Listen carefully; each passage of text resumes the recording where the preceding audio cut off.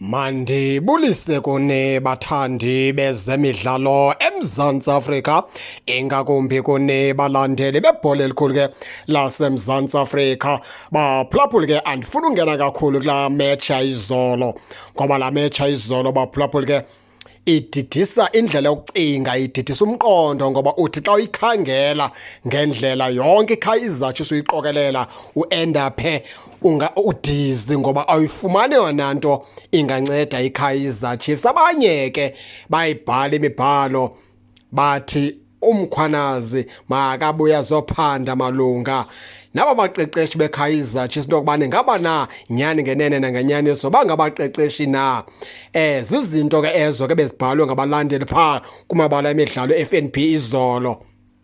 Masingene ke baphulaphuli ke abantu abaninzi bazawuthatha ngongathi ke silwa naba baqeqeshi beKaizer Chiefs xa siqhubeleka sisithi thina abana experience namandla wokuqeqesha iKaizer Chiefs. Baphulaphuli aba bantu babonakele kwakegame yokuqala uNabi engekho, ungabikho kaNabi kukanje ke masilungise. Abantu abaninzi babone eza games ziyi-4 baye baziwina ngelaa xesha uNabi wayethatha elivu eyohoya unkosikazi wakhe. Sayicacisa laa nto yokubana ke uNabi ebeqhubeleka ekhupha ii-instructions, eqhubeleka ebaxele into yokubana mabafake esiphi starting line-up. Bona njengoba umsebenzi ibikukuhlala phaya ebhentshini benza isidima babukele ke imetshi, kodwa umntu ebanikeza igunya nobelawula benguNabi. Uba nizawuqonda kakuhle ibisi-starting lineups kaNabi, and uNabi bebhilive ekholelwa kuWandile Duba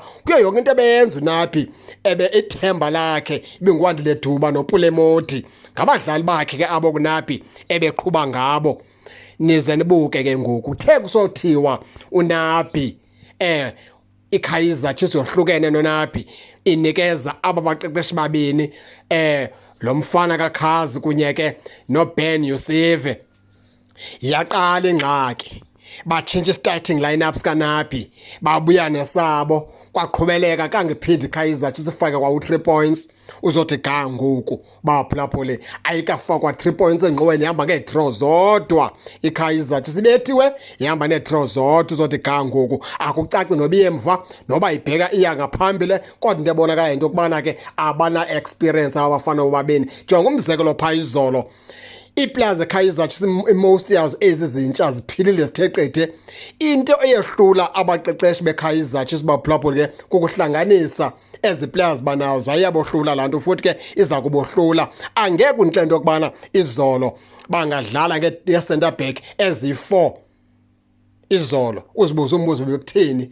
Nangokumzekelo bakhuphe i-centre back bafaka i-left back, and laa nto yenze into yokubana babe ke ngoku baphungula kuma-reserve bebenawo. Kungekho sidingo, ngoba uzawuthi ukuqaphela nje if bebeqale nge-left back yokwenene uCross, bathatha i-centre back bayenze i-reserve ebhentshini, ngebenayo i-reserve yangena ke endaweni kaMayo.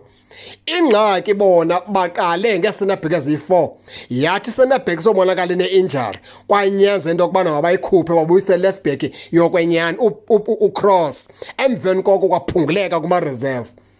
I-experience libetha abafana kho ndawo bazoyisa kuyo iKaizer Chiefs baphulaphuli. Futhi ke leyo ndiyema kho lapho iKaizer Chiefs izobheka khona ngaba baqeqeshi babini, ngoba amava abanawo. Sibuye singene ke ngoku ngokomdlalo nje jikelele, ngokwemetsha izolo. Uzawuthatha ukukhangela uIgadora usiphakamise isandla suka, wabonakala into yokubana umfana unomfutho, futhi umfana ama-runs wakhe nokuspeyisa kwakhe nama-touches wakhe ayabonakalisa into yokubana lo mfana yiplayer le, ugqibile. Thina simbukele nje kwimizuzu emihlanu egepha etrepa ipasa, kwabonakala into yokubana umfana uyiplayer engafitha ncakasana kwiKaizer Chiefs. Asikho isidingo esenze into yokubana bamkhuphe uIgadora. Into ibifuneka uIgadora ngoku kumele uba ngoba mfakela ii-midfielders ezokwazi uku-atheka. Izolo bamfaka uMfundo Vilakazi, bamfaka uMduduzi Shabalala, ewe zi-attacking midfielders. uMfundo Vilakazi umfana omdala kuyabona into yokubana ke uyawadinwa, ngoba ke second half kangabe sakwazi umfana omdala uphakamisa. Bekumele uba bamkhuphile ke ngoku bazofaka iplayer ezoncedisa umdu eku-attackeni, kuncediswe bani lo mfana Igadora. emveni koko xa bebefuna ufaka uMayo ngebemfake wancedisana no-Igadora phanga phambili. Hayi baphinde badonse istriker bafake istriker esiyi-1 bekumele babathe xa befuna ukuskora bamyeke u-Igadora bafake uMayo bafunze ngoMayo no-Igadora noMduduzi ngexesha elinye. Okokugqibela sibuye siye kule nto ke kaLilepo. If ngabaqeqeshi abenza uLilepo ahlale ngapho ko-line xa kudlalwa ame phezu ko-line bayamgqiba abaphulaphula, or if nguye odlala ngalaa ndlela ama phezu ko-line uyayibulala iKaizer Chiefs ngoba uLilepo uma ngapho phezu ko-line yenza laa nto ukuthi ibhola xa zifakwa kuye zifakwe ngakuline. If bekuthi uLilepo space langaphakathi ngeke ungcono abaphulaphula uyayibulala iKaizer Chiefs. Phinde futhi eyesibini indawo anayo uLilepo unayo indawo yoba selfish yongafuni ukunikeza ibhola ngexesha elirayithi abantu abespacile. Zezinye ke zempazamo ke anazo. Endicinga into yokubana ke ukuhamba kwabaqeqeshi balapha eAfrika bangabikho Kaizer Chiefs ufike umqeqeshi waseEurope uLilepo akaziphinde alithole ithuba lokudlala pha kwiKaizer Chiefs uba akatshintshe umfana omdala indlela yokudlala. Yindlela ke thina ke esiyi-analyza ngayo la metsha izolo okanye siyibeka ngayo nje kwayimeko yeKaizer Chiefs baphulaphule, ngoba uthi wathi ukujongisisa kakuhle nalapha esazike thini sebala bezilahleka ibhola kakhulu noCele kangaphakamise kakhulu izolo kangebe nguloCele waziwayo, kodwa asizumbeka tyala ngoba mhlambi naye kugqibela kudala ukuqala imatch. Sibuye sibhekisa apha kuNyambosa umthetho ityala abanalo linye ugude ekuqumeni idefender ugude ekumakheni. Umbuzo uthi ke ngoku yemthethwa xa soyiwinile ibhola uyenzani? Nanso ke problem eyenza ke ngokumthethwa abe ingxaki kubantu abaninzi. Uyayiwina ibhola Nyambosa ikwelinyaweni uyenzeni xa soyiwinile? Uyayilahla futhi uNyambosa. Once ayiwini uyayikwazi uyexutha kwi-opponent, uyakwazi uyexutha kwi-team edlala neKaizer Chiefs sayiwina ibhola, then ke ngoku sayikuwa enyaweni Nyambosa uyithini ibhola? Uyayilahla futhi. Nazo ke impazamo ke ezikamthethwa ke ezenza kube ngathi abantu abaninzi ilavila negalelo lakhe abaliboni kakuhle, ngoba kaloku umsebenzi laa nto kuthiwa yi-last touch okanye yi-touch laa kuthiwa yi-final touch, laa touch yokugqibela iyawumosha umsebenzi wakho ubuwenze ekuqaleni, ngoba abantu abaninzi bayikhohlwa laa nto uba ubukwayimakha laa bhola. Bajonga ukuba xa ugqiba kuyimakha wayiwina uyenzani laa bhola, babambelele lapho abantu abaninzi. Ifuna ukuthi yovuleka ke ngokwentloko ujongisisa uba lo mdlali lo leliphi icala astrongo kulo. Uyabona umzekelo nzanensemzezo omncinci baphulaphula futhi ke ndiyagqibelisa and le nto nakundicinga emveni koko.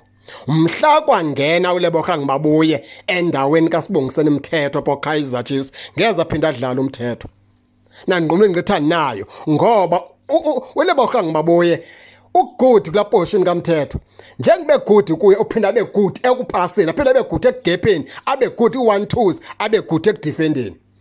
Mhla wangena uLebogang Mabuye wayithatha la position kaNyambosa ngeza phinda umthetho ayifumane okanye alifumane ithuba lokudlala pha kwiKaizer Chiefs. Nawakhumbula lo mazwi baphulaphula zanishiya naloo nto. Ndifuna ke nani ke ningene ke ngonitsho into yokubana niyibone kanjani pha kwiqela leKaizer Chiefs. Nithi nina ngoleni icebo makwenziwe kanjani, nize ke ningakhohlwa usubscribe kule channel kuze ningaphoswa zezemidlalo endizanothulela zona xa elizayo kakuhle babukeli.